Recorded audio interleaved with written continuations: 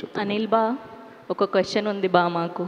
ఏమ్మా ఒక క్వశ్చన్ ఉంది బా మాకు అంటున్నా. క్వశ్చన్ ఉంది అనిల్ బా, బా అన్నావా? ఓ ఓకే. క్వశ్చన్ చెప్పమ్మా. ఏంటంటే లాస్ట్ టైం సంక్రాంతికి వస్తున్నాంకి ఒక కాంటెస్ట్ పెట్టారు, మా మీడియా వాళ్ళందరికీ గిఫ్ట్లు ఇచ్చారు. సో ఈసారి మన శంకర్ వరప్రసాద్కి అలాంటిది ఏం లేదా? అఫ్ కోర్స్ నాకు కాదు, మా మీడియా వాళ్ళకి అనుకోండి. సో అలాంటిది ఏం ఎగ్జైటెడ్, లేదా? బాగా ఎగ్జైటెడ్గా ఉన్నావు కదా నువ్వు.